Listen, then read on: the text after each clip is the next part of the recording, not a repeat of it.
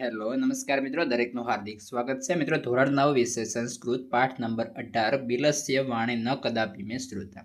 મિત્રો સૌથી નવું સંપૂર્ણ સમજૂતી સાથેનું સોલ્યુશન આ વિડીયોમાં કરીશું. તે પહેલાં ચેનલમાં નવા છો તો ફટાફટ ચેનલને સબસ્ક્રાઇબ કરી દેશો. જોઈએ મિત્રો, પ્રશ્ન 1 અધોલિખિતેભ્ય વિકલ્પેભ્ય સમુચિતમ ઉત્તરમ ચિનુત. પહેલો વિકલ્પ છે ક્રીદસઃ સિંહ વને ઇતિ તઃ પરિભ્રમણયન અકરોત.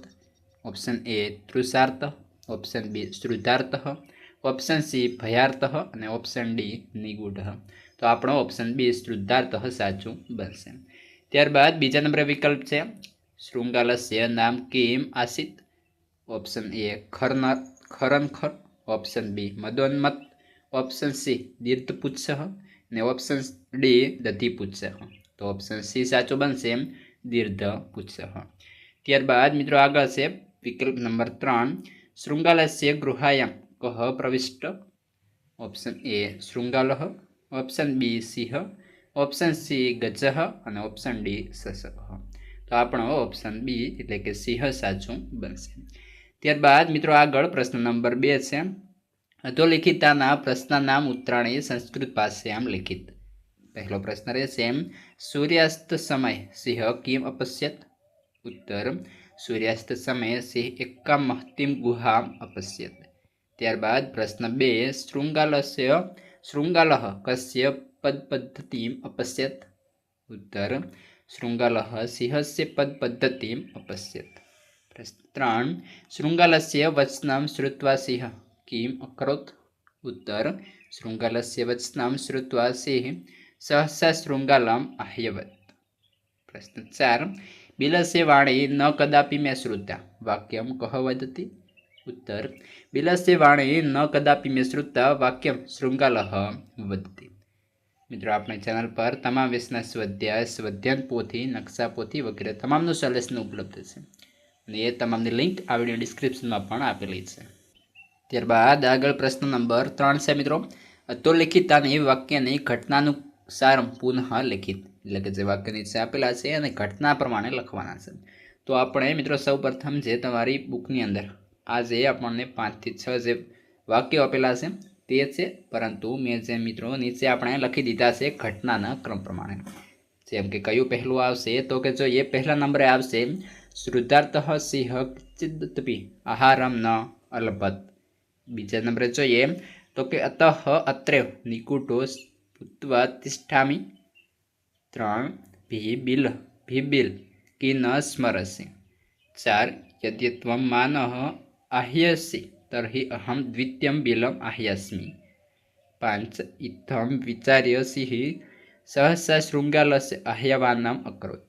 6 શૃંગાલઃ અપિ તતઃ દૂરમ પલાયમાન ઇમમ અપઠત. ત્યારબાદ મિત્રો આગળ પ્રશ્ન 4 કૃદંત પ્રકાર લિખિત. પહેલા નંબરે જોઈએ દ્રષ્ટવા. તો કે મિત્રો સંબંધક ભૂતકૃદંતમ થશે. 2 ભૂતવા તો કે સંબંધક ભૂતકૃદંતમ થશે. 3 વિચિંત્યમ તો થશે સંબંધક ભૂતકૃદંતમ.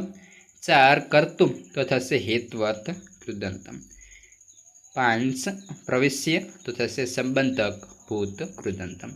ત્યારબાદ મિત્રો આગળ છે પ્રશ્ન 5 સ્મ પ્રયોગેણ ક્રિયાપદાની પરિવર્તે. તો કે સ્મ પ્રયોગથી ક્રિયાપદ ફેરવો. પહેલો છે અચિંત્યત તો થશે ચિંત્યતિ સ્મ. 2 અગચ્છત તો થશે ગચ્છતિ સ્મ. 3 અપઠત તો થશે પઠતી સ્મ. 4 અવસત તો થશે વસતી સ્મ. ત્યારબાદ મિત્રો પ્રશ્ન 6 નિમ્નલિખિતાના પદાના સમાસ પ્રકારમ લિખિત. પહેલું સૂર્યાસ્ત તો સૂર્યસ્ય અસ્ત તો થશે ષષ્ઠી તત્પુરુષ સમાસ. 2 પદ પદ્ધતિ તો થશે ષષ્ઠી તત્પુરુષ સમાસ. 3 ભયભીતા તો થશે તૃતીય તત્પુરુષ સમાસ. 4 ગર્જન પ્રતિધ્વનિ તો થશે ષષ્ઠી તત્પુરુષ સમાસ. ત્યારબાદ મિત્રો પ્રશ્ન 7 અધોલિખિતાના ઉત્તરાણામ માતૃભાષાયામ લિખિત.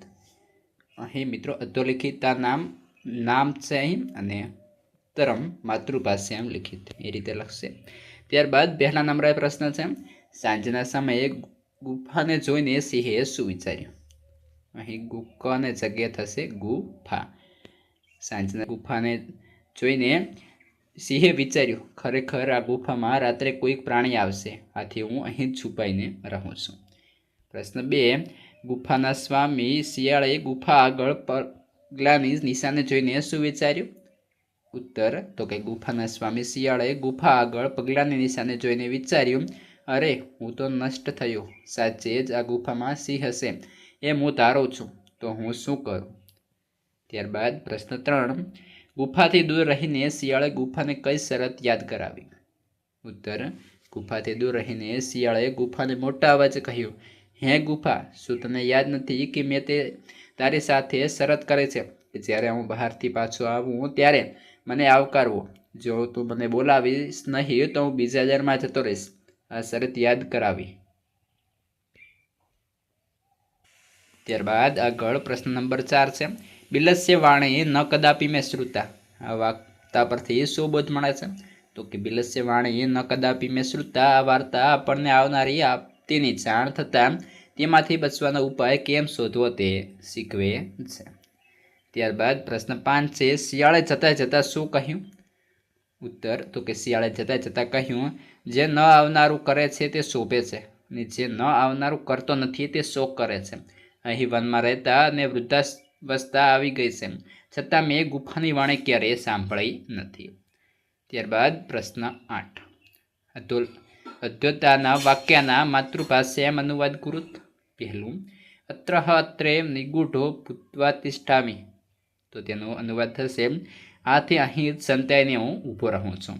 2, નૂનમ અસ્મિન બિલે સિંહ અસ્તિ તે તર્કયામિ, તો કે ખરેખર આ દરમાં સિંહ છે એમ હું ધારું છું।